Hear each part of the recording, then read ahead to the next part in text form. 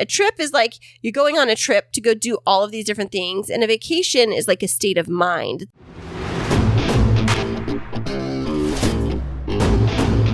And now, coming to you from the K2 Studios in San Diego, California, it's the world-famous Chris and Christine Show. Hey, what's happening, everybody? How are you doing today? Thank you so much for listening, and I am Chris. And I'm Christine, and welcome to episode 93 of the Chris and Christine Show. 93 is one of my favorite numbers. You know, I probably always say that. Say that every single week. Yeah, but truly, I really do. 1993 was when I got my driver's license, way back in the day. Yeah, and how's that working for you now? Yeah, well, I actually use it for my job, so I guess it's paid off. Yes, I guess it has. Well, welcome to episode 93, Chris. Oh, you made it. 7 weeks until the big 100. If we make it that far, yeah. Good point. If I make it that far. Hey, baby, how are you doing right now? Today is Saturday. It's getting warmer. We got the air conditioning going. Yeah, it's pretty warm outside. I am a little bit hangry. I haven't really had anything to eat today. Dun, dun, dun. That explains so much. Well, it does explain so much because I was planning to make you a very nice lunch before you became Mr. Meanie. I was not Mr. Meanie. Yes, you were. I had all planned out. I was like working all week. I tried out my little sandwich approach a couple of different days this week to try and get it just right. I was trying to perfect a hot pastrami sandwich with grilling the bread just perfectly because the trick is you don't use butter, you use mayonnaise. Wait, on bread? On the bread, you put a little. Really? Yes, that's what they do on tortas in the Mexican culture is you use a little bit of mayonnaise because it crisps up better than butter because butter will kind of get soggy if it's not right at the right temperature. But mayonnaise, because it has the egg in it, just a little bit of egg, it'll crisp it up just right. And it doesn't taste mayonnaise-y because I hate mayonnaise. But I'd been perfecting it all this week, and I was planning on making you lunch until you became Mr. Meanie Man. Where is my lunch at, babe? It is in pieces in the fridge, not assembled because you decided to be a grumpy puss. First off, I'm very sorry for being Mr. Grumpy Butt. Thank you. And I didn't say grumpy butt, but that's a nice description. But it permeated your entire body, so it didn't just isolate itself to your booty. Oh, okay. So it was, a whole grumpy human. And it's a nice booty at that, speaking of which. So anyway. You don't even really have one. You need some booty gains. You need to be like... What are you talking about? My butt is fantastic. You need to go do some hip thrusts and do some lifting. You need some booty gains. Oh, thank you. Well, okay. Bubble. Other than that, I guess I'm fine. I mean, it is what it is. It's summer. It's hot. It's getting hot over here. The weather is turning it around, and it's becoming like it's June right now. And June, I remember last year was the year we really the month that we cranked on. No, it wasn't. It was July.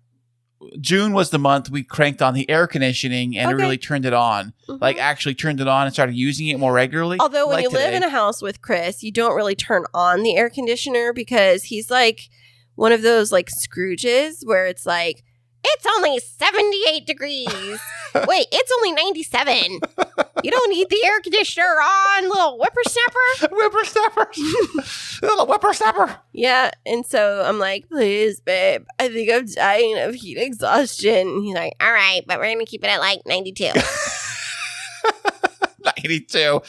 What's funny is that I don't know why you're sweating. It's only 105 inside. That's a good impression of me, by the way. I love it. It's exactly how you sound. Hey, speaking of weather, hey, you know where we were at last? Was it last week? Speaking of weather, no, we're not talking about that yet. Why not? Because you're going to tell me how your week is. My week has been great. Actually, my week back to work because we just got back from vacation last week. And your first day back from vacation, your first week back from vacation, I'm dragging my feet. I mean, I'm like... How's that different from every other day? Actually, tell you the truth, it's really not. It's almost the same. Yeah, I think about it. Dragging your feet. Like every day, you're like, oh, here I am. But you love your job. Of course I love my job. And did anything exciting happen this week at work? I had to go to a meeting yesterday at work. Actually, it was because we were out on COVID maybe. How long ago was it? It was like back in December. Mm-hmm. We were out on COVID for like 3 weeks. 3 weeks off. So there was some Not 3 weeks off. We had sick time. Well, it was, but it was sick time. I was physically gone from the company for like 3 weeks. And so I missed some important meetings and some safety meetings they had from work. So I had to make them up. So I went into the office yesterday early to make them up. And I had like the Zoom call type of thing, but they didn't have a camera on my computer, only on their computer and the trainer's computer. And the trainer was in the back, was East Coast time. So he was out there. So he had to go in early to do it.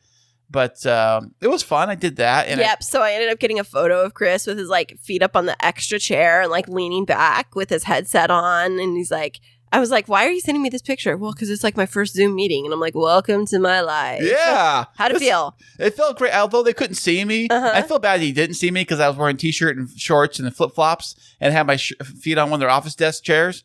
And I was kicking back with the headset on. That's not very professional. You know what's weird, though, when I use the headset is that I couldn't hear myself back. Like when I talk into this podcasting gear, I hear myself as I talk. When I was on the headset, I talked, but I couldn't hear myself. So it kind of threw me off a little bit. But that's kind of the way it's supposed to be. I know. Yeah, I know. You're not supposed to hear yourself back. But I mean, I guess you do on podcasting, but on Zoom you never do, because that would be weird where you're like, now I'm talking too loud. Oh, I'm so self-conscious. I sound like such a dork. I would never think that. But you're right, because you think so highly of yourself. Thank you. Thank you so much. It's so funny. Like you've talked before about, being insecure or whatever, but you are the person that has like, you love yourself so much. What do you mean by that? You're like the most vain person I've ever met in my entire life. First off, thank you. What do you mean by that? Like you're just very conceited. Oh, okay. Thank you. Thank you. Are you saying that I look in the mirror like 10 times a day? That would be an understatement. We get into an elevator that has a mirror in it, and the first thing that he's doing is like staring at himself like, how you doing? Whenever you wake up and you bring your coffee to come and sit down, we have this big old mirror on the wall right by where we have coffee, and you like check yourself out the whole time. If you can see yourself, if you can see a reflection of yourself, you're constantly checking yourself out. You're like, hey guy, hey, how you doing? Well, you're looking pretty good. Oh, thank you so much. No, that's what you say to yourself. Oh, right, of course, of course I do. Mm-hmm. So, hey, baby, how has your week been at work? Back to work after being gone? It was fine. It was productive, and just we're rounding out the fiscal year. Our new fiscal year starts on July 1st, so I just was winding down a couple of big projects and kind of setting the infrastructure for next year. But yeah, that's about it. I mean, nothing too flashy and fancy. I, got unpacked and everything and settled back home, and had all 3 kids last night. So I'm a little bit tired because I was running them around trying to get their energy out. And we're getting back to a little bit of normalcy here in San Diego with the mask mandate being lifted in a lot of places, not everywhere, but in a lot of places. And people are starting to like get back to normal. So we're starting to feel a bit more comfortable socializing. And after coming back from our trip, I waited a couple of days to go out and do anything really, because I just wanted to make sure I didn't bring any bugs back with me or anything like that. So yeah, that's about it. Speaking of fancy vacations and going somewhere else and coming back to here, we went on a nice little trip last 2 weeks ago, or a week ago. No, it wasn't even a week ago. I mean, we left Thursday a week ago, but yeah, a week ago this time we were on that trip, and we're going to be chatting about it on this episode. We have a fun one lined up for you where you can hear more about the fabulous adventures of Chris and Christine, and we'll be back with that right after this. Hey there, K2 crew. We love having you as our loyal listeners. To keep up to date with what's happening behind the scenes, check us out on social media. Yeah, you can find us on Instagram and Twitter. And don't forget to follow our Facebook page. Yeah, tag us in your favorite fun stories, and guess what? You might just end up on the show. Ooh. Today's episode is brought to you by Omio. Omio is a travel booking platform that makes planning your journey in Europe and North America effortless. Just enter the travel details and Omio will magically give you all the train, bus, flight, and ferry options for your journey. It's never been simpler to book your first real vacation for 2021, and best of all, using Omio saves you time and money. Yeah, that's a win-win. Omio wants to help you leave your house this summer by offering 5% off your next booking. Just head over to Omio.com and use the code OMIO5 at checkout. Valid until July 31st for new users on all modes of transportation. It's just a pick-me-up 2021 needs. Amio. Plan, book, and love the journey. Terms and conditions apply. And welcome back, everybody. You are in for a treat because we have another edition of the many adventures of Chris and Christine coming up for you. Oh, fantastic. We went down to Mexico. That is Mexico. That is a country right below America. Right below the United States because they are in America. Oh, what I'm thinking about that. Yeah, right below the United States of America, there's another country called Mexico. And we went down there last week. Yeah, we did. So it's funny that you would call it America because I have heard that Canada and Mexico get upset when people refer to us as America because they are North America. And so technically, Canada and Mexico are also Americans. They're not United States of Americans because they're in North America. Technically, anybody in South America would be Americans too. Why don't you go tell that to the Border Patrol? See what they say about that. I know. We're all Americans. Can we all just get along? Oh, right. So we had this big trip planned, but it almost did not happen. Why was that, Chris? Because we were waiting on my passport to come in. We ordered my passport right in the nick of time, but we had exactly, 6 weeks? Before we had to get the passport here, before we had to leave, right? Yeah, I mean, there's a little bit of backstory to that. I've been asking you for 2 years to get your passport, and you've been putting it off forever. Well, and finally, I had the passport. Well, you had an expired one, and we were going to get the passport done so that we could go on our anniversary trip in November, and you had actually just got the photos done that day when we were going to be submitting it. And that was the day that my parents invited us to go on the trip. And so it was I don't know. Well, it was perfect timing because we got that all done immediately. And then we rushed it over to FedEx and we rushed over the passport office and did a rush job on it. And we finally got it, was it a week prior to the trip? We got the passport. Yeah, was it even that far? I think it was that far in advance. Yeah, a week before. And I didn't know if it was even going to go. No, it was 5 days before. We got it on the 12th. And we got it on the 11th and we left on the 17th. So 5 days. Yeah. Right. So 5 days later, we head on this trip. I actually had the time booked already from work to take off Thursday, Friday. So it's going to take a Thursday, Friday, Saturday, Sunday, Monday off. And we're going to use all of those days to go on this vacation. Well, yeah, let's back it up just a little bit. So on just about 6 weeks ago, my parents reached out and my dad reached out and invited us to go on a trip. They have friends that own a condo in Paz, Mexico. And my parents have gone down there several times. And it's a 3-bedroom, 4 bathroom condo. Really nice in La Paz. And there were two sets of couples that were going to go. And they had a third suite available. And they invited us to go as my graduation gift. And they thought that it would be really fun because when my parents and their friends came down here before their last trip, they stopped here at our house for dinner. And that was the night, Chris, that you were cooking chicken pot pie from Costco, and we made a little charcuterie board and had so much fun. And they thought that you were so funny and so sweet. Oh, really? That they were like, well, we really get along. It would be fun to have you guys travel with us. And so because you were so nice to them, it was a rare occasion of you being on your best behavior. What are you talking about? They decided to invite us. And so we were getting ready for nice, baby. We were getting ready for this trip, and it really was a big deal because it was our first, as we mentioned last 2 episodes ago, it was our first international trip together, right? Correctamundo, yes. So do you want to start off with the actual day of? Well, I will start off with talking about, we were leaving on a Thursday morning, so my parents drove down on Wednesday night, and it was fun. We'd sat and watched Netflix that night and had ice cream. We ate your ice cream that you had left, which I know. I was looking for it when I got off work that same night. I was looking, where's my ice cream at? I couldn't find it. I grew up loving ice cream with my parents, and so my mom, after they got settled, it was 5 minutes later, she's like, do you have any ice cream? And I was like, well, actually I do. I have Chris's ice cream. Here, have it, take it. He's not gonna use it. That's not my voice, but okay. I said, this is Chris's, and he might be looking for it when he gets home, but he'll understand because you guys drove all this way and you're taking us on this trip so you can have it. That's what I said. So then, we went to bed, and on Thursday morning, well, you were working. And so we knew that we had to leave early, which meant that I was going to have to wake up the miserable morning monster earlier than normal to help him get ready for our trip, and that miserable morning monster being you. No way. Yep.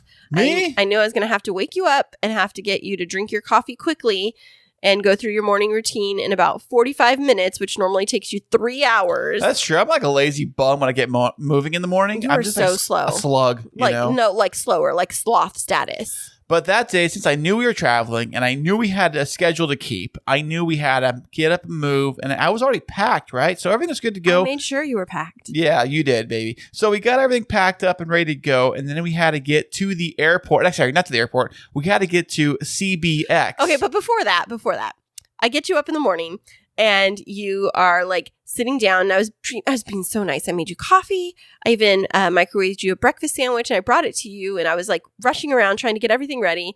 And I'm like, "Is everything okay?" And you're sitting there, chatting it up with my parents. And you're like, "But my breakfast is kind of cold."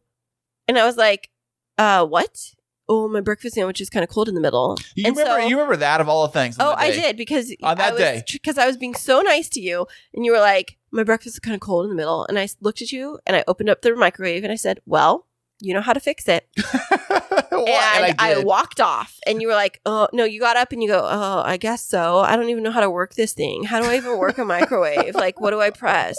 I was like, "You press a button." Well, like, how much time? I was lacking sleep, and I was going on an international travel, and I always get nervous when I travel, always. Because you watch that stupid show, Locked Up Abroad. It's not stupid, all right? It is so stupid. It's not stupid. You're like, what if facts? You're like, what if a person sneaks something into my bag? Like, don't even go near them. Like, don't even walk near them. Or what if they get my name mixed up with some evil drug lord, and then I get like detained? Well, you are a lord, so I'm already halfway there.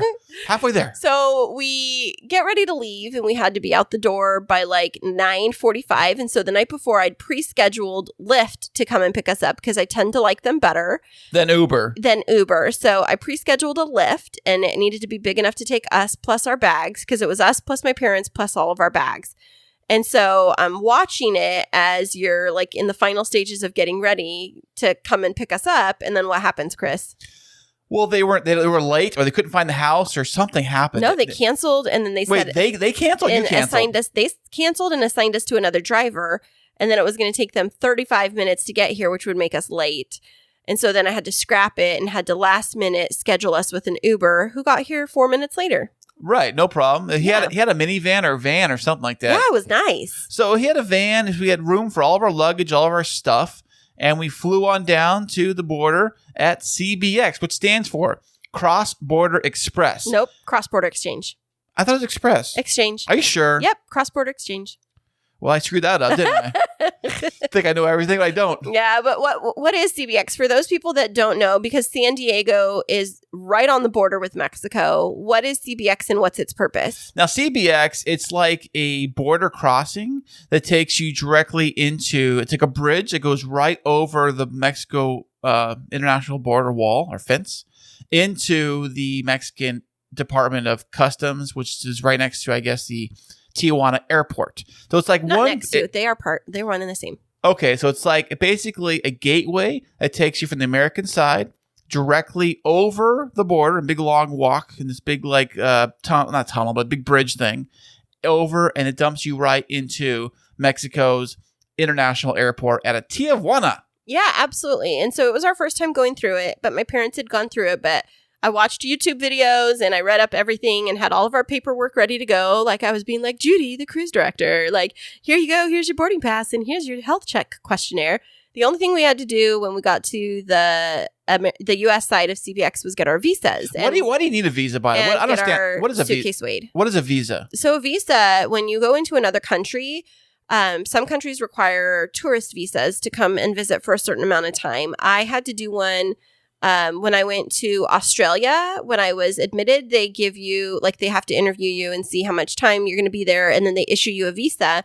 And you keep that with you because as a visitor, if anybody was to ask you, do you have rights to be in this country, you'd have to be able to present your proof of going through the proper channels to enter their country. Otherwise, you could be there illegally. And so having that visitor's visa was really important. And so we had to go through a computer and get that done. Do you have to pay for that, or is that something included with your passport? And no, there's no cost to it for those types of tourist visas. Now, if you go to a place for longer and you're getting a different category of a visa, like a student visa or a work visa, there could be costs associated with that. But we were just on a tourist visa. Okay, because I asked another guy at work about that last night, and he says he never had to do that when he's gone to Cancun many times, and he's never had to get a visa. Oh, well, it's just maybe it's a process because of COVID, but because you go through CBX and you have to go through Mexican customs before you even enter into their airport terminal, they issue you the visa so that you have permission to be in the country.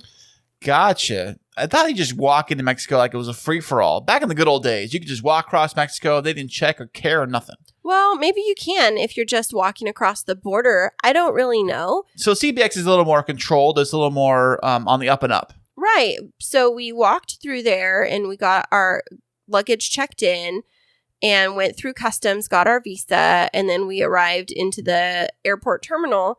And it just looks like an airport terminal. It looks like a little bit more of a rural airport terminal. Maybe I thought it was nice looking. Yeah, I mean, it was nice, but I don't know. Outside, it was just more deserty. I guess maybe because we had like the Mexico visuals. Like there was the runway and it was like desert, and it just looked a little bit different. It is TJ after all, so. Yeah, it just looked different to me. Right. There wasn't a beautiful landscape of the ocean or anything like that we could normally see like out of here or something like that. Yeah, but we made it through. We got to our gate on time.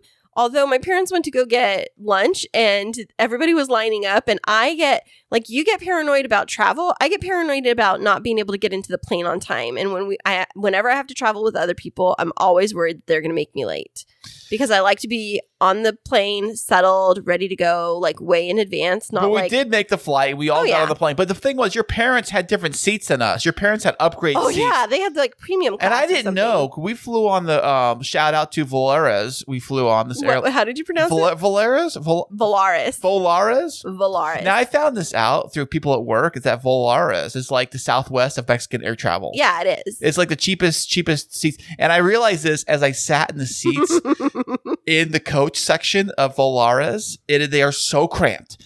I have a little bit of longer legs, but let me tell you, my knees were jam-packed to the guy's seat in front of me. Like and you even had man spreading going on. You were like sitting with a V, like impeding on my area, but then you also scooched down just a little bit, like you weren't sitting up super straight. Even when I sat up straight, my knees were still hitting the back of the seat. I don't know. I think if you would have sat up perfectly straight, but you were like leaning back a little, and you were like cushy in, and you're like, oh, I'm so uncomfortable. But thank goodness I brought my head neck pillow with me, and I wore that on there, and I just passed out. You had one too. You probably slept too. And yeah, I packed your pillow for you. And we both took naps. Welcome. Thank you. We took naps on the flight all the way down to La Paz, and we actually do land in La Paz. Yeah, so we got a direct flight, which is the benefit of flying out of TJ, because if you fly out of San Diego, you can't get a direct flight to La Paz. You go to Los Cabos International Airport, and then you have to drive like an hour or two.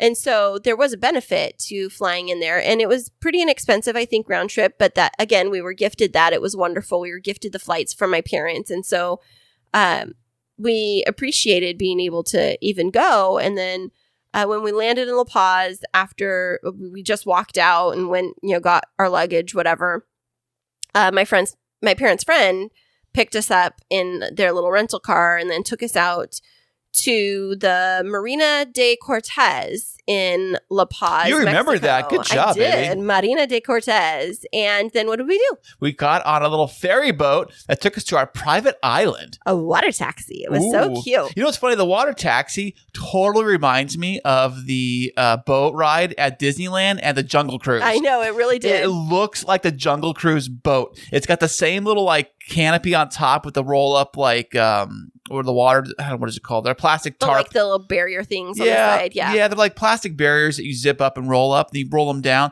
Some restaurants, some patios have it. Anyways, It has those all around. Except for the little tugboat engine like the Jungle Cruise has. Mm-hmm. This one had an actual regular engine. And everybody's like looking over the side, like looking for fish and everything like that. So it did feel a little bit like the Jungle Cruise. But it wasn't that long of a ride over to the island. It was like maybe 5 minutes or something like that. Yeah, right around there. On the boat, getting over there. It was a pretty quick ride over there. And then we pull up to the dock, and it literally looks like you're on like entering some exotic island because they have like the cute little ramp that goes into this like thatched roof looking little kind of gazebo area with seating and fluffy pillows and people to welcome you. And I'm like, where are we going and right a security now? guard, and we all get in this van, like a big like van they had, and he gets your luggage. Like, come on in, he'll get your luggage for you. And I feel like we are in another world, another country, obviously, but I feel like it's like being in like a pampered, like you're at a pampered exotic resort or something, Right. you know. And we had no idea what to expect, so we start off on this van, and it looks almost like a deserted island, and you see these big buildings in the distance, and a couple of them were still being built, so they looked like they weren't like, I don't know, I was wondering if it was like breaking down. You don't know what you're going to expect when you're going to a place you've never been before, but my parents said it was really nice, and so I was like, okay, this has got to be really nice. And so we pull up in front of the building, and we were staying in a separate condo for the first couple of days.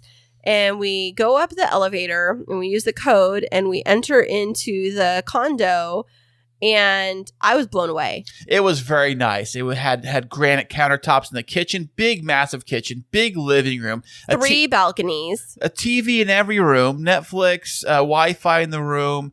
It had a view of the water, a view of the pool. Everything kind of faced towards the way the design of the whole property was, it was like a big U shape. Like the buildings were spread out in like a big U, and in the center of the U would be the pool and the bar and the swim up bar and the restaurant and all that. And then beyond that would be like the beach and the water for like the bay. Yeah. So in the condo where we stayed, we got the room that had the big king bed, and it had it had a huge bathroom, a big shower, a big sunken tub, separate toilet area, a walk-in closet, 2 sinks. We had our own private balcony with a little couch there, and it overlooked the lawn and then the infinity pool, and beyond that, the beach and the Sea of Cortez.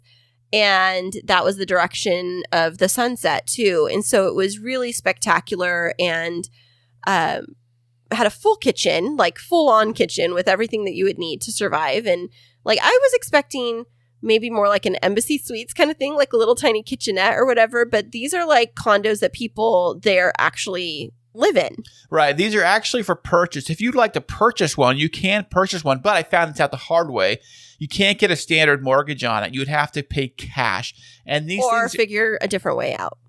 Basically, you need to figure out a way to come up with the cash on your own. You can't get financing down there. And these aren't timeshares. They're not timeshares because everybody says, oh, they're probably timeshares. No, they're not timeshares. They're privately owned properties that people rent out for people like us to come down there. Right. And they sell for about $400,000. Well, just depending on which one you get. Yeah. Yeah, some as cheap as $200, but some as high as $400. And the HOA fees, oh my goodness. It was like $3,300 a quarter, right? So basically over $1,000 a month. Yeah, right around for that. the HOA fees. But enough about that. Anyways, it was great. Because it was beautiful. And if you would like to stay there, the resort is called the Paraíso del Mar. So Paraiso.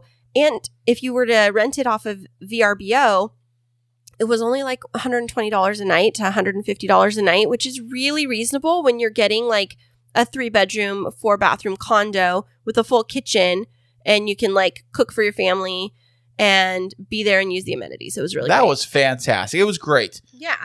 So then that was on Thursday. And then on Thursday night, after we got settled, we ended up getting right back on the water taxi. And there was one other couple that was there. They were the owners of the other condo that we ended up staying in at the end of our trip. So there was 4 of us that were couples, my parents, their friends, and these other new friends that we made, plus us. We took the little water taxi and we ended up having dinner at this beautiful little restaurant. We were on their wooden patio. It was an open air patio overlooking the harbor and the Sea of Cortez at sunset. And it was like something out of a dream. It was great. Yeah, we had there. I ordered the fish tacos. They were fantastic. I ordered 2 different types of fish tacos. They were there. And I forget what they were. One was like mahi mahi or something. No, one was a tuna steak. Tuna steak. What was the other 2 I had? They were something that started with a C, but they were a white fish taco, and they called it the Tacos Edith. There's like 2 things I want to do down in Mexico. One is eat fish tacos, and the other And one, you did so many times. and that's the one thing, because if you know anything about Baja Mexico, is that it's famous for their fish tacos. In fact, Rubio's, which is our fish taco a restaurant here in San Diego. I think they're globally. But anyways, they were based on mimicking the fish tacos down in Baja. That's Right. where they got their idea for the restaurant. So Yeah, and while we were at dinner, they asked us like what we wanted to drink, and I wanted water.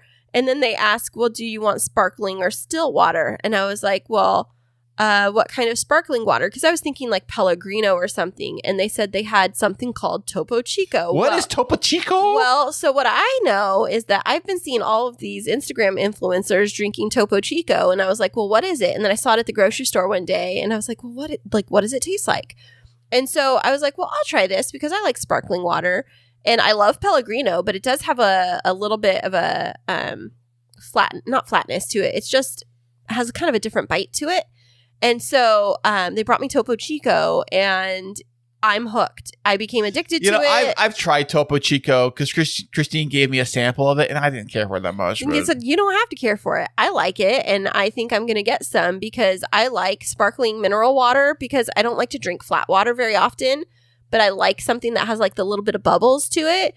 And if you squeeze in a lime or a lemon. You just made some Sprite. Right. It tastes really good. And my mom was like, well, can you just put a little bit of margarita mix at the bottom? And then she added in her Topo Chico, and it was like a virgin margarita. Oh, fantastic. The kids would love that. Yeah, they would have, but it was like less than Hey, speaking of margaritas. a quarter of the sugar. The first day we were there, we were at the pool, remember? And we ordered margaritas poolside. That wasn't the first day. Wasn't it? Yes, it was. I ordered margaritas at the pool, and we took them over there. That was the first drink we had in Mexico, was the margaritas in the poolside bar, which were fantastic, by the way. So on Friday, the first full day there was a day of relaxation. That's exactly what we did. And that's why you can't remember, because it's so rare for you to have a day of relaxation. What did we do on Friday? Literally was like we did nothing on Friday. Well, I wouldn't say nothing. We vacationed because you are used to vacation being go, go, go, go, That's go. true. I always am. Always like every day has to be planned out, and we have to hit as much as we possibly can. But on Friday, we didn't do much. You were getting irritated because you were like on your phone. You're like, are we going to go do anything? And I'm like, I just want to sit on a hammock and read my book. And you were like, well, aren't we going to go do stuff? And I'm like, this is vacation.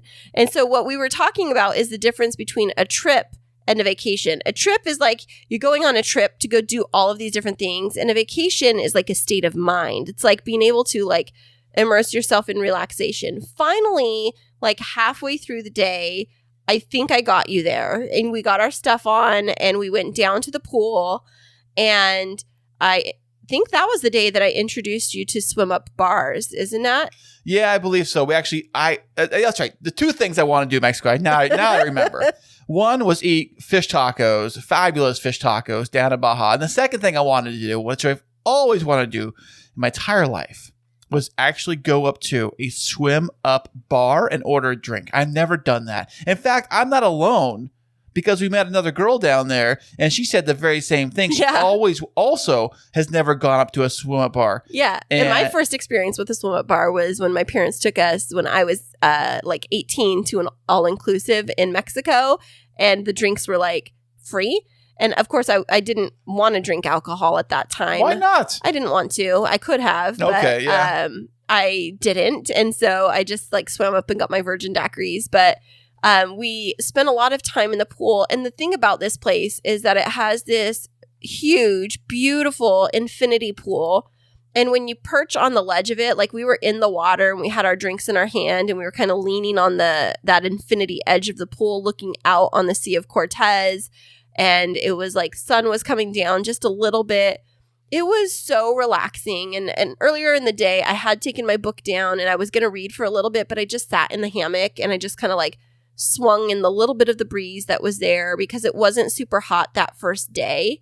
And really just like tried to decompress because it has been a long spell of going through COVID and everything. And everybody at this resort was very conscious. Like all of the workers were very conscious of COVID, and the city of La Paz actually had a very low incidence rate of COVID because everybody had been so careful. And they're still very careful. Like everywhere you go, you have to wear a mask. You got to wear a mask. Not on that resort, though. No, but you had to wear a mask when you were in town. Right. And on the water taxi, which I thought was kind of odd. You're kind of outdoors, on that. But then when you come back to the island, you had to step on this thing before you got on the boat. And then when you got onto the island, step onto this thing to clean the bottom of your shoes. And then you had to get your temperature taken and sanitizer when you came back from the dock.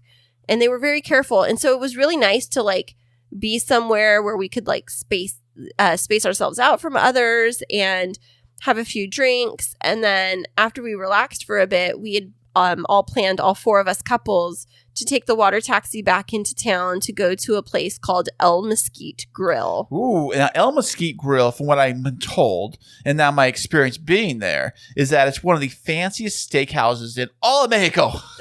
I don't know if it's the fanciest, but it's some of the best steak that you can get, right? It's funny. The actual dining room is like outside. It looks like the back of some guy's garage is what the dining. No, why are you putting it down? The dining room is like outside, all open, like a backyard patio. I'm sorry, a backyard patio. Yeah, it was more of a backyard patio. They did a very nice job with it. It was very clean.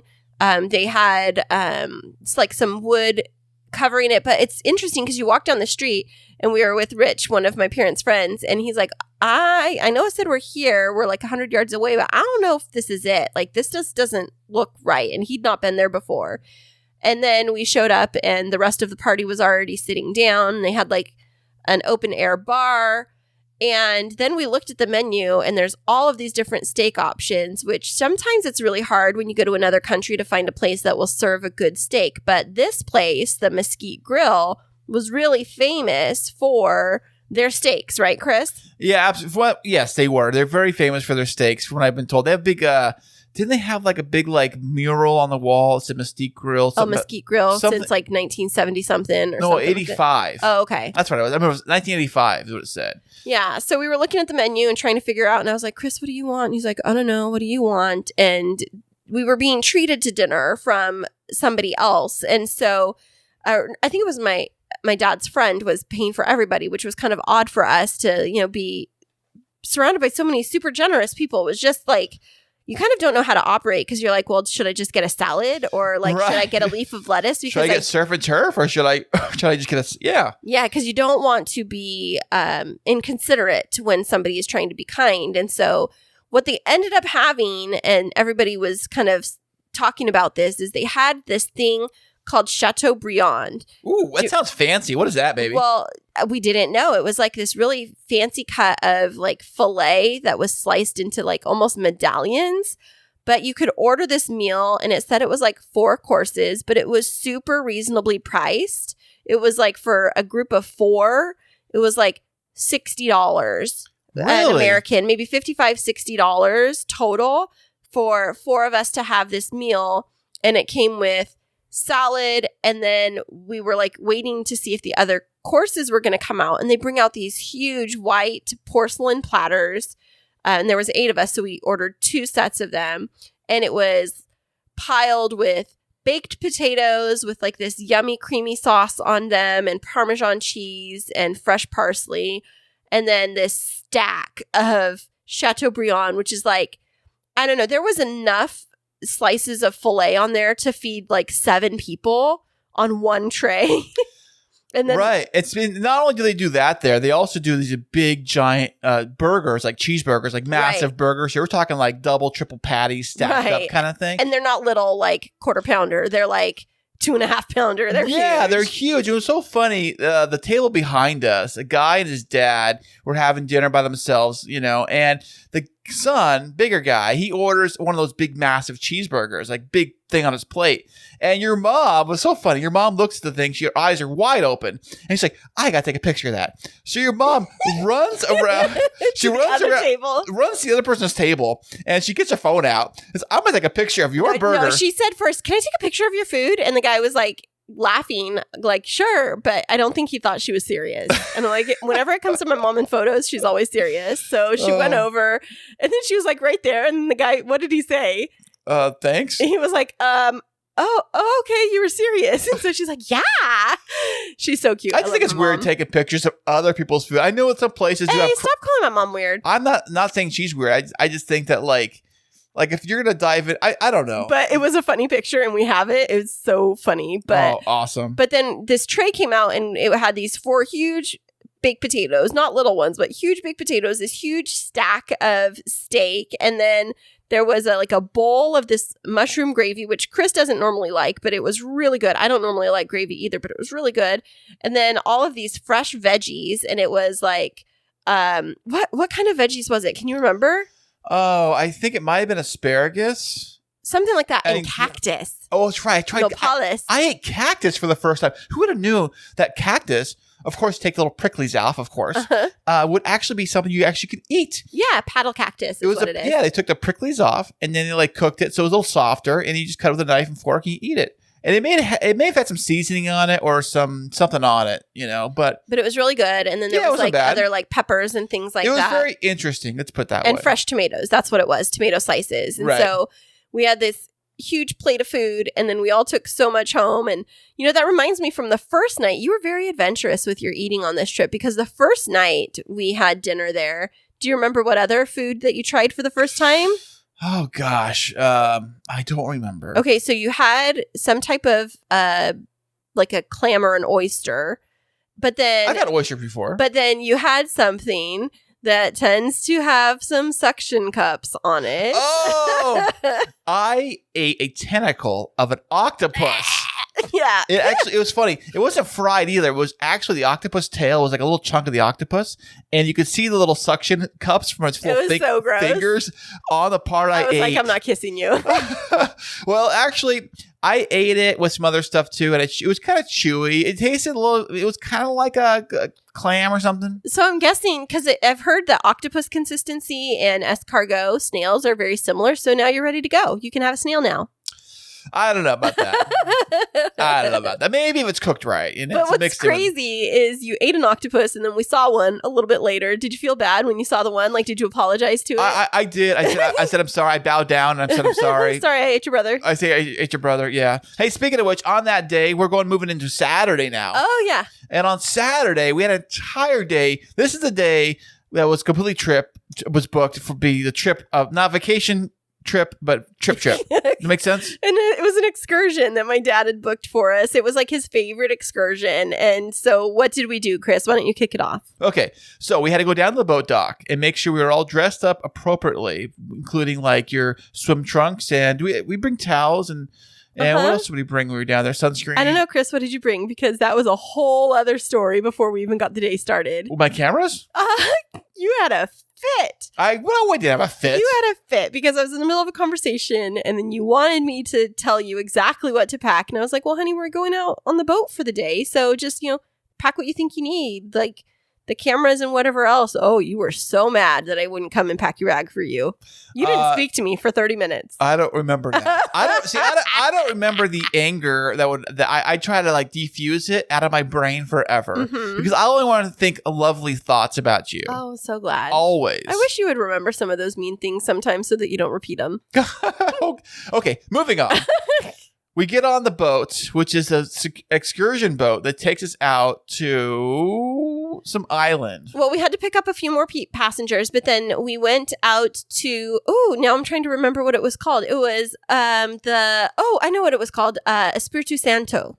Okay. It was called the Isle of Espiritu Santo, which means the Isle of the Holy, or Island of the Holy Spirit in English. But it was like this magical, protected area that like had all these really different ecosystems, and apparently the island of Espiritu Santo has 300 distinct species of flora and fauna that are found nowhere else in the world. That's fantastic. And guys, she didn't even read the manual. She just come on top of her head. I remembered that because I thought that was really amazing that it's this place that the Mexican people are so, like, they value so much. And I don't know if we find that as often in the U.S. where it's something is kept and preserved so carefully. Like, we have national parks and people are like, oh, there's so many unique species. Let me go take photos of them. But here, like, there's very specific places that you can actually dock your boat.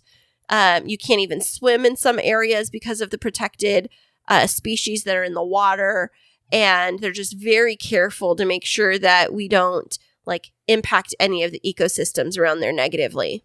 So we took a boat tour. It was a full day excursion. We included snorkeling, a beach lunch, which they parked a boat on the beach and they get a lunch for us. And we get to go tour around these islands and look at sea lions and pelicans and what other things we looked at. No, they were frigates. They weren't pelicans. Oh, they were? Yeah, they were. Hey, they look like birds to me. I don't know. No, they were an exclusive type of frigates. And the unique thing about this bird that lives on this specific island and it has its habitat is, even though it's a bird that lives on an island in the middle of the ocean, it can't actually get wet because it doesn't have the regular wax. That's gotta suck. Yeah, it's like they can't touch the water or else they can't get rid of it and it'll weigh them down and they'll, die or drown. And so it was really cool to watch them. I guess that this specific type of frigate is known for its gliding, that it can hang without having to flap its wings for up to 2 months, they said. No way. Yeah, because of the way that it glides and because it's so aerodynamic. Yeah, it's pretty cool. That's pretty awesome. Yeah. I heard that sea lions can hold their breath under the water for... Sea turtles. No, sea turtles. That's for right. 7 hours. Sea turtles, 7 hours. Check that out. They get a quick breath. And so we saw the sea turtles, we saw the sea lions, then we went and had lunch on the beach, and then what did we do? Then they took us. Well, first we went swimming at that actual like beach spot they docked us on. Mm-hmm. They pull the boat up, park it, and they put these anchors in the water so it doesn't go anywhere. And that would suck if your boat just like drifted away. Yeah. Like, oh no, guys, everybody go swimming. Get your boat. But we did go swimming in the water, and the water was so clear. It was like water bottle clear. Yeah, the water in this one area we were this at. Beautiful color of like aqua, kind of turquoise and green. It was just beautiful. We swam there, had lunch there. Then they loaded us up in the boat, and they took us over this little island they had. There's a little formation island, just maybe like 100 yards, or maybe a little further off the beach we were just at. And they gave us snorkeling gear, and we all jumped in the water and went snorkeling. And that's where I saw my little octopus down there at the bottom of the ocean. Yeah, they called the little island, the rock formation, I think it was called like Candelari or something like that, because it looks like a candle. And there used to be this rock at the top of it that looked like a wick to a candle. And so that was what we snorkeled around. And we saw these fish, like all different kind of species. And you got great video of them on the GoPro, Chris. But the sergeant fish, they were like blue and yellow with stripes on them. I got to see the octopus after you. I got to see an eel, which was really awesome. And then a bunch of other types of fish. And I would say that the kinds of fish that I saw there were more than what we even saw when we were snorkeling off the shore from our hotel in Hawaii. Oh, fantastic. Yeah, we saw lots of fish. There are all kinds of fish. I got it all on the GoPro. Hey, speaking of which, there's a little GoPro video that I made from the trip. You can check it out on our website at www.chrisandchristineshow.com. Yeah, and it was just really great scenery and super fun. And then we just enjoyed the boat ride back. It was about 45 minutes back to our resort. And after that day, we were just kind of like out of it. And so we went down and we soaked in the spa and had a couple more drinks. And then we just had leftovers and kind of vegged out. Right, Chris? That's right. Now moving on to Sunday. Now Sunday happened to be Father's Day. So Father's Day, it was kind of weird because I was down in Mexico with your dad and your mom and everybody and all that. But my kids were not with me. Our kids? Our kids. Well, it's Father's Day. But there are kids. I know there are kids, but me being a father, my kids on Father's Day were not with me on Father's Day. That's what I'm trying to say. Yeah. So how'd that feel? Sad, actually, What's funny is we were making the plans for the trip, and then I realized it was Father's Day weekend, like right after my parents invited us, and I just said, like, after you were like, yeah, let's go. I said, hey, Chris, I just realized it's Father's Day weekend, though. And I think that you'll be kind of like depressed if we're not with the kids. You're like, I see them every weekend. Every weekend's Father's Day. I don't need to be with them on Father's Day. That is true until it actually becomes Father's Day. Exactly. And then you're seeing all these posts on Instagram and Twitter of all like pictures with their kids and their dads and a lot of stuff. Like, oh, well, I got to find a picture to post too. But we did celebrate with your dad the weekend before, and then I got to pamper you guys, all the men, I made a fantastic brunch on that morning from Cafe de Christine, right? Cafe de Christina's in the house. And thank goodness we were in a condo that had a full kitchen and staff. And I'm not a staff, but a full kitchen and all the goodies you need. Yeah, I was your staff. Yeah, the staff was great, by the way. A little sassy sometimes, but she was great.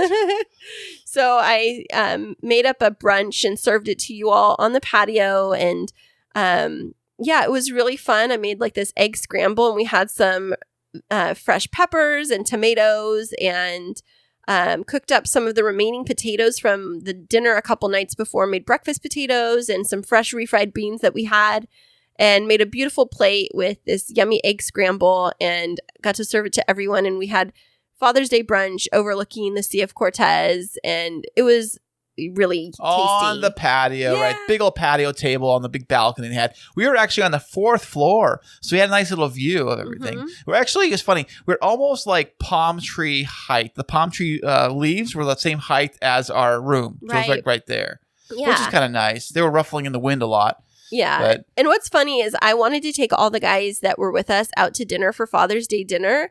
And I had hoped that we would be able to go into town, or I just wanted to do something because like I don't often get to have Father's Day with my dad. And then also for you, honey, like wanted to do something special because I was trying to do special things on the trip for each of you instead of like giving just a regular gift, like do experiences together because I prefer that versus like people opening presents. And so right after breakfast, the guys were like, we're going to go inside and we're going to have like man talk for a minute. And then basically it was deciding, what do you want to do for dinner tonight? It's like, what do you guys want to do? And we're like, well, I actually like the pool bar restaurant they had there, which is like a little patio set up, and they had a grill on the pool bar. They had menu. But it was a regular restaurant too called Survivor. It was just weird. It's not where they filmed Survivor at. But it is called I think Survivor. everybody knows that. Oh, I just don't anybody know. So anyways, we all decided we're just going to eat there after we get back from our adventure. And this was our last full day, actually our last day really, there in La Paz. So it's make the best of it. Yeah, for us, because we were leaving earlier than everybody else. And there's one thing that we had not done yet on this entire trip, and that was go into town and be a total tourist and do some shopping. Right, because we wanted to get some souvenirs and bring them back and do some sightseeing, because when you're in another country, you want to actually like see what it's like to live there. And it was a beautiful little town with all these cutesy little shops, not just for souvenirs, but jewelry stores, restaurants, ice creams, all kinds of stuff. And we wanted to go do a little bit of shopping and at least bring something back for the boys, right? Absolutely. So we cruised around town. We had some ice cream at a little ice cream shop, which is kind of fun. We walked around. We went to a Sears. They have Sears still, by the way. They're all closed here. They have one there. And we got you your Father's Day gift, which was your favorite cologne, and they had it in a gift set. So we actually got more. What kind of cologne is that, by the way, baby? It was Giorgio Armani. Giorgio Armani. Aqua di Gio. Aqua di Gio. Mm-hmm. There you go, baby. I used to sell that when I was in college, when I worked at the men's fragrance counter. Oh, really? Yeah. That used to be my go-to back in the day. I haven't used it in a while, but... What are you talking about? You have it all the time and you travel with it. That's true, but I recently got back into it because I was kind of like bouncing around different flavors. I'm sorry, scents. I always call them flavors. You always call them flavors. Well, You're like, honey, do you like this flavor of my cologne? I was like, well, what do you want me to do? Lick you? Yeah, that'd be nice. So we got that. We walked around the streets and took a little tour of everything. We went to lunch at this little place called Route 66 Diner for roll tacos, aka taquitos. I still call them roll tacos. Yeah, that's so... I don't even know what to say to you. They're called taquitos. Out here, we call them roll tacos. You call them rolled tacos. Look at the menu. Any taco shop here. Because they translated for you guys. Okay. Well, they're called roll tacos here. That's why they're called taquitos. They're little tacos. Taquitos. So I got those. We got some stuff over there. And then we kind of walked around the streets. Until I found a jewelry store. Until Christine found a jewelry store. I said, honey, you go do you, baby. You didn't have to tell me anything. I said, you can do whatever you want, but I'm going to go into that jewelry store and I want to take a look around. Of course you do. And the salesman was so nice. He was so nice. He was like, oh, sir, do you want to get her a ring? And you're like, she's got her own money. And then he was like, all right. And then he was like, you can sit there. Do you want a Corona? So Chris sat on the couch and had a Corona. He's like, get you a Corona for you. So he calls the girl in the back. Hey, go get him a Corona. So he gives me a Corona. A Coronita. It was a little Corona. That's fine with me. So I'm drinking a nice cold Corona while Christine's doing the shopping, the jewelry. The guy's pulling out ring after ring, showing her different stones and different things. But you did walking at the store or something. I did. Since I was 18 and I discovered opals when I was in Australia, told myself that one day I would buy myself an opal because there was these beautiful fiery looking opals in Australia. I just think that they're such a beautiful stone, and they are just, I don't know, every one of them is absolutely unique. Like there's no two opals that are the same. Really? I had no idea. Absolutely. The coloring is all different in every single one. You will not find on the face of the planet two identical opals unless they're like fake and manufactured. And so he had this beautiful display of opals, but then I found one that had the same shape and setup as my wedding ring, which would make it like really look nice on the other hand. And so it was an opal in the center, and they were from the waters in Mexico, and then white sapphires were all around it.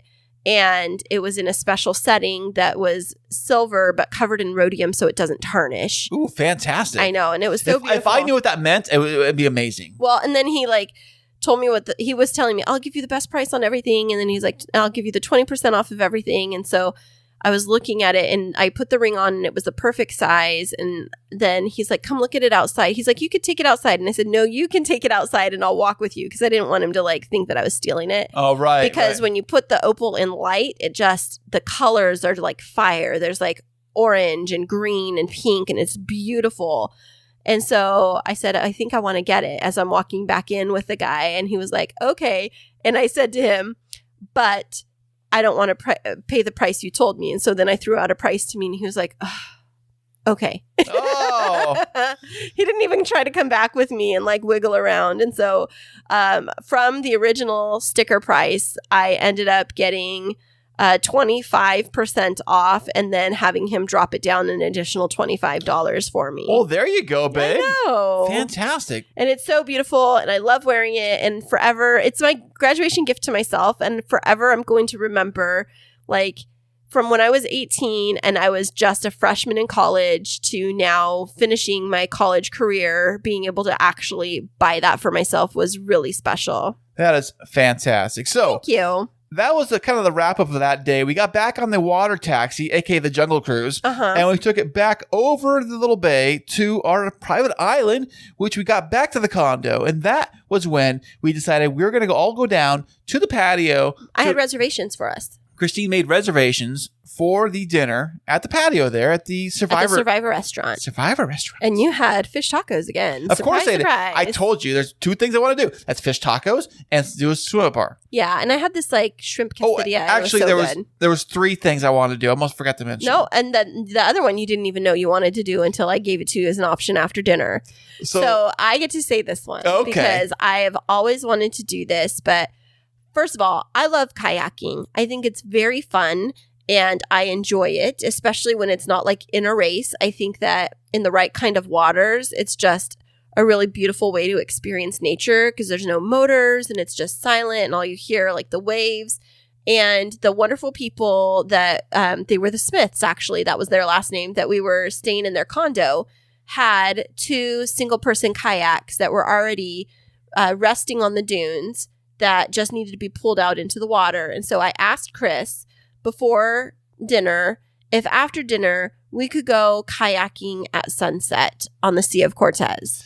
And we did that. But this is also, Christine didn't know this, but this was actually my very first time I ever used a kayak. I've always wanted a kayak. I see them for sale at Walmart, Costco all the time. I always wanted to buy one. The kids want to get one too. And I thought that you'd always ridden on them because you always are looking at them. I figured you had some great memory of it. I always, memories were like, like dreaming I wish I had one. That's my memory. Aw. I never had one. I've always wanted one. So I've always wanted to try one. I never used one. So this is my first time experiencing it. And it was fantastic, by the way. Although I was a little nervous, because I thought sharks were going to bite How me. nervous were you? I was crying like a little girl at times. Oh, like a shark. Why do you got to put down a girl? I was Okay. stronger than you. You were were. crying like a little baby boy. That's true. I was like, I think a shark bumped me. I think a whale bumped me. Yeah, Oh, he no. literally. Oh, We were like less than 30 feet, maybe 40 feet off the coast at one point, and you were like, something just bumped my boat, and I was like, no, honey, it was just a little bit of the choppiness in the water because it started to get a bit windy. And you're like, nope, see, there it is again. And I was like, I was watching. It was the wave. No, I really think something's dragging on the bottom. I'm like, you're fine. I'm looking at you right now. Yeah, and also too, we did not have any life protection either. So we're just in the boats with our shirts, regular clothes on there, with our paddles, and I was trying to figure out how to do the paddling on that thing. And I was like way ahead of you, and then I looked back, and I was like, "What are you doing?" And I was like, "Honey, just paddle like normal." And then you started like, I was watching how you paddled, and then it hit me, and I was like, do you know how to paddle a kayak? No, it's my first time. And I was like, but you've told me you kayaked before. No, I said I wanted to kayak before. And I was like, oh gosh, okay, let me help you. And then I was like coaching you through it. And you did really great. Oh, thanks, babe. And it was so funny because I wanted to go around the point because my whole thing was not only did I want to kayak at sunset, but in the bay area, like not in the marina, but in the space in between the island we were on and the city of La Paz, there was this huge pod of dolphins that were consistently playing in the area. And I had this dream. That would have scared me. If dolphin bumped my kayak and knocked me out, I would have been freaked out. Oh my gosh. I just had this dream of like the dolphins coming and playing alongside of us. I didn't even think about like what would happen if they knocked us over. Oh, I'll be like, oh my gosh, oh, I'm going to die. They're going to eat me. The fishes are eating me. Get me out of here. Yeah. Oh. So we turned around. We didn't go around the point, and then our friends were on the beach, and they were walking along the beach, and got some cute photos of us from a distance. And then you were using the GoPro. It was seated behind you, so it was catching you paddling, and then me along the side of you a bit. And the sunset was exceptional on that night. And I would just say that like when we paused and we turned our kayaks around and just watched the sunset, that is one of my favorite memories I think that I'll ever have in my life, is like sitting on our first international trip and taking a risk and being out in the ocean, kayaking off of shore, watching the sunset on what was kind of like a honeymoon for us. I mean, we had our honeymoon and it was great here locally, but it was like our first getaway and it was like so romantic. And the only thing that would have been better is if we had champagne. Oh, while we're kayaking, I got a trick to do. I know. But I would have knocked myself off the boat doing that. Hey, don't mess with my dream. I know, but actually, I did take some great shots with the GoPro, kayaking and pictures, because the GoPro does take pictures too. Pretty good pictures at that. And we took pictures of the sunset. You can see those. We have those on our social media. Yeah, and it's on that video that Chris posted also. And then, at the end of that night, we just knew that we had to get packed up because we had to leave early in the morning. And then we came home to San Diego and felt a lot more refreshed. And it just was a wonderful little getaway for our first little trip and experiencing CBX and international travel. But, after that, I have to say, you're a very nervous traveler, Chris. I hate traveling. And so it's made me wonder, like, I love international traveling, but seeing this helped me to really understand the magnitude of your anxious traveling. Do you want to continue to travel internationally with me, or would you like me to just go on my own? Honestly, though, I'm okay if I never international travel again. That's just me. And I think a couple of reasons why is major anxiety traveling as it is, and major anxiety going through the whole customs situation and going through the whole CBX and all the different barriers you have to go through, all the different hoops you have to go through. It seems like a pain in the butt to me. I'm always like, is it a big pain in the butt? Yes, it is. No, thank you, Chris. Yeah, so that leads me to my question, because I've been talking about this with some of my girlfriends, is that I've found out that there's a lot of couples where one of the partners really likes to travel and the other doesn't, and they're okay with the other person traveling without them. Are you going to want me to stop traveling, or are you okay if I continue to sow my adventurous roots. Baby, if you love traveling, you've traveled. You have more experience. I know your parents have been like every continent in the world, so they love traveling. You love traveling. That's your guys' thing. Growing up, we never traveled. We never went anywhere. No, you did domestic travel. Well, right. And that's another thing too. There's so many places here in America, United States of America, that you can travel to and visit that are just as good as any place in the world. I know, but I really want to see the world. So, are you going to be bothered if I still No, go right ahead, babe. Go right ahead. Just as long as I get to travel to wherever I want to travel to here in America or whatever. And I'll go with you. That's fine too, baby. I'm saying that and also too. You like road trips too. I do love road trips. I love road trips, and I do love, 'cause that's what I used to go on as a kid was road trips. We never flew anywhere. Aeroplane, you got out of here, you're nuts. So another thing too, I thought about this too. When we got to America, back home, the United States of America, visiting a third world country like we were in, you really do appreciate United States of America more. I do, and I do appreciate it more. And not to be kind of like a first world snob, but it might sound like this. Don't be snobby. I'm not. What I'm just saying is I really feel more comfortable and enjoy more being here. That's just that's all the more reason why I should make you travel, because that's very self-centered and like not a broad worldview. But our kids, I am dedicated to our children having a very broad worldview and to be very understanding and respectful of different cultures. So they will travel I am respectful of other cultures. I just saying that I enjoy this one. Now, I do want to know, after seeing me in Mexico, because I am part Mexican, and experiencing me navigating another country. And our local translator was Christine, by the way. I was just going to ask you, what did you think about my skills with Spanish? You were fabulous. Christine, it's funny. Christine can hear perfect Spanish, and she can read perfect Spanish, but she can't say perfect Spanish. But I was able to navigate us pretty well, right? Oh, really well. You understood exactly what they're saying, and you kind of were able to say a few words to kind of get the conversation flowing. So you understood what they were saying, which was great, because I wouldn't understand what they're saying. And then I could sometimes figure out the words, but that's a weird thing with my language acquisition. And I've said that before, and people would laugh like they didn't really believe me when I would say, like, I'm pretty fluent in understanding and in what I can like when I hear and what I can read, I can tell you exactly what it says and I can respond back in English. And people are like, well, then you're not a real Mexican or whatever. But did you see me fitting in there? Oh, you sure did, baby. Yeah. It was fantastic. By the way, that trip was amazing. Thank you so much for inviting me and for taking me on this adventure with you. And I just want to say, like, I haven't been to Mexico to travel like that for a long time. And especially after finishing my doctoral work and really connecting with so many stories of Latino women, being back in Mexico. I wasn't born and raised in Mexico. I was born here, but connecting back with my cultural roots, it just gave me this really deep appreciation, even more so for the Mexican people, and looking at how much they've overcome and just the type of people that were there, and so humble and servant hearted and just very welcoming and inviting and very hospitable. And it just helped to remind me of, growing up, the characteristics of my grandmother, and just to realize, like, what I don't know if a lot of people realize this, but I remember I was sharing this with you, is that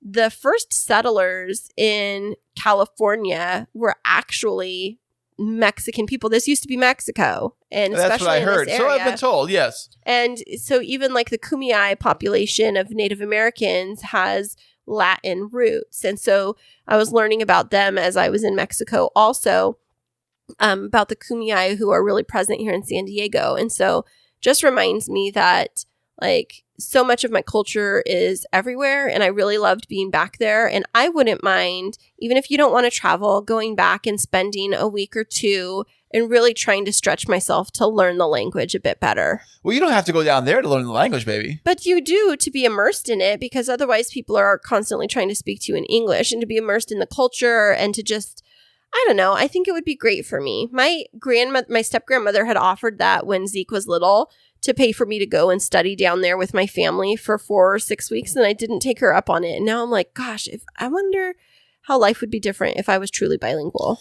Well, live and learn, baby. Yeah. What are you going to do? So, hey, has got anything else on this fantastic adventure? No, I just wanted to say that I had so much fun, and shout out to my parents and their friends for welcoming us into their adventure. I really will remember this forever, and it was such a great way to celebrate graduation. It sure was. And if you want to see all the fantastic adventures we went on this trip we just described, you can go to our website at www.chrisandchristineshow.com. And that is Chris and Christine with K's. And I added in the adventures of Chris and Christine right on the website, which has videos of trips we went on. 3 trips are on there, although there's a 4th trip I got to find and put on there. But 3 trips are on there right now. And highlighted in the middle is the trip we just went on, which was a trip to Mexico. And coming up later this summer, we will be having our 2nd annual family road trip vacation, and we'll make a GoPro video of that too. Oh, it's going to be fantastic. I love making these little GoPro videos. I love them. Too. And thanks so much for being here with us, and we'll be back with you next week. Remember this week that life is too short to wake up in the morning with regret. So love the people who treat you right, forget about the ones who don't, and believe that everything happens for a reason. If you get a chance, take it. If it changes your life, let it.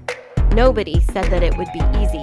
They just promised it would be worth it. Thanks so much for joining us. I'm Chris.